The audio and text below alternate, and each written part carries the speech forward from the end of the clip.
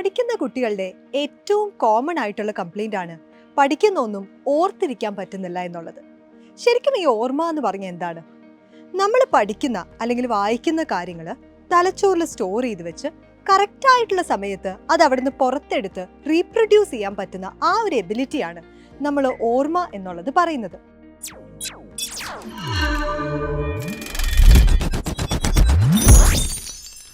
ഓർമ്മയ്ക്ക് പല പല സ്റ്റേജസ് ഉണ്ട്. ഇപ്പോൾ നിങ്ങളൊരു ക്ലാസ്സിൽ സാറ് പറയുന്നത് കേട്ടിരിക്കുകയാണെന്ന് വിചാരിക്കുക.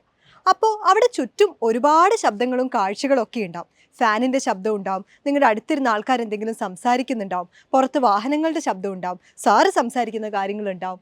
അപ്പോൾ ഈ കാര്യങ്ങളും ശബ്ദങ്ങളും കാഴ്ചകളും മണങ്ങളും നിറങ്ങളും എല്ലാം നിങ്ങളുടെ തലച്ചോറിൽ കുറച്ച് നേരത്തേക്കൊന്ന് രജിസ്റ്റർ ആയിട്ട് പോകുന്നുണ്ട്. ഇതാണ് ഓർമ്മയുടെ ആദ്യത്തെ സ്റ്റേജ്.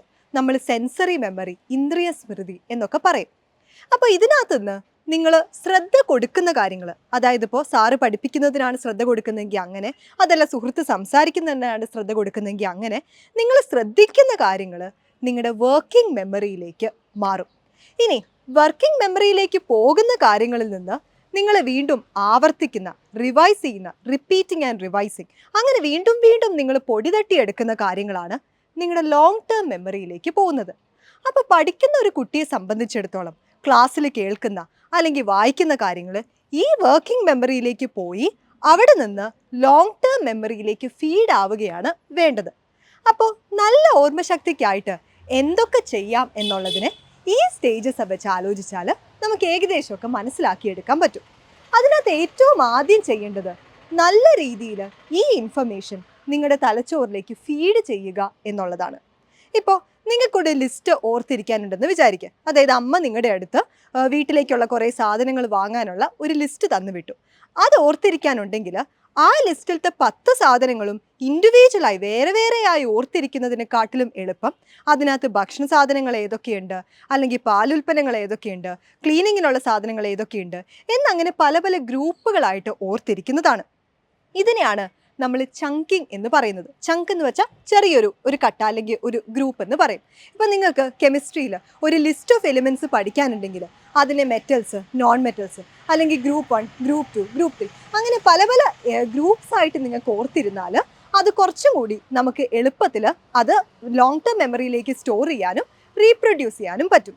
ഇനി അടുത്ത ടെക്നിക്കിനെയാണ് നമ്മൾ അസോസിയേഷൻ എന്ന് പറയുന്നത്. നിങ്ങൾ പഠിക്കുന്ന പല കാര്യങ്ങളും പല പല സ്ഥലത്ത് ഓവർലാപ്പ് ചെയ്ത് വരുന്നതായിരിക്കും. ഇപ്പോൾ ഉദാഹരണത്തിന് ഓർഗാനിക് കെമിസ്ട്രിയിൽ നിങ്ങൾ പ്രോട്ടീൻസിൻ്റെ സ്ട്രക്ചറും വേറെ പല കാര്യങ്ങളും പഠിച്ചു. അതേ അറിവ് തന്നെ നിങ്ങൾക്ക് ബയോളജിയിൽ പല കാര്യങ്ങൾ പഠിക്കുമ്പോഴും അവിടെ ഹെൽപ്ഫുൾ ആയിരിക്കും. അപ്പോൾ നിങ്ങൾ മുൻപ് പഠിച്ച കാര്യങ്ങളുമായിട്ട് ലിങ്ക് ചെയ്ത് അല്ലെങ്കിൽ അസോസിയേറ്റ് ചെയ്ത് ഇപ്പോൾ ഉള്ള കാര്യങ്ങളെ ഓർത്താൽ കുറച്ചും കൂടി നമുക്ക് ഓർത്തിരിക്കാനായിട്ട് എളുപ്പമായിരിക്കും. ഇനി മൂന്നാമത്തെ ടെക്നിക്കിൻ്റെ പേര് നെമോണിക്സ് എന്നാണ്. ഇപ്പോൾ മഴവില്ലിൻ്റെ നിറങ്ങൾ ഏതൊക്കെയാണെന്ന് ചോദിച്ചാൽ എല്ലാവരും ചാടിക്കേറി വിബ്ജിയോർ എന്ന് പറയും. ഇവിടെ നിങ്ങൾ ഓർത്തിരിക്കുന്നത് ആ 7 നിറങ്ങളെക്കാട്ടിലും ആ വിബ്ജിയോർ എന്നുള്ളൊരു നെമോണിക്കാണ്.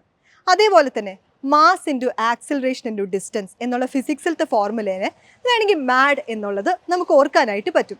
അപ്പോൾ ഇങ്ങനെ ഓരോ സൂത്രപ്പണികളിലൂടെ പല കാര്യങ്ങളും, ഇപ്പോൾ ഇതെല്ലാത്തിൻ്റെയും ഫസ്റ്റ് ലെറ്റർ വെച്ച് തന്നെ ആവണമെന്നില്ല. ഇപ്പം ഞാൻ ബയോളജി പഠിച്ചിരുന്ന സമയത്ത് പാരറ്റിൻ്റെ സയൻറ്റിഫിക് നെയിം സിറ്റക്യൂള എന്നുള്ളതായിരുന്നു. അപ്പോൾ അതിന് ഞാൻ ഇരിക്കുന്ന തത്ത എന്നുള്ളത് ഓർത്തു. സ്പെല്ലിംഗ് വേറെയാണ്, പക്ഷേ കുഴപ്പമില്ല. അതേപോലെ തന്നെ പീകോക്കിൻ്റെ സയൻറ്റിഫിക് നെയിം പാവോ എന്നുള്ളതാണ്, ഒരു പാവം പീകോക്ക്. അപ്പോൾ അങ്ങനെ കുറേ സൂത്രപ്പണികളിലൂടെ നമുക്ക് ലിങ്ക് ചെയ്ത് വെച്ചും ഒക്കെ ഓർക്കാനായിട്ട് പറ്റും. അപ്പോൾ ഇനിയും ഒരുപാട് ഓർമ്മ നമുക്ക് ബെറ്ററായിട്ട് ഓർത്തിരിക്കാനുള്ള ഒത്തിരി സൂത്രപ്പണികളുണ്ട്. അപ്പോൾ അതെല്ലാം നമുക്ക് അടുത്ത വീഡിയോയിൽ തുടരാം. ഇതിനെപ്പറ്റി നിങ്ങൾക്ക് വേറെ കമൻസ് ഉണ്ടെങ്കിൽ, സംശയങ്ങളുണ്ടെങ്കിൽ, വേറെ ടിപ്സ് നിങ്ങൾക്ക് അറിയാമെന്നുണ്ടെങ്കിൽ അതെല്ലാം കമൻറ്റ് ബോക്സിൽ എഴുതാം.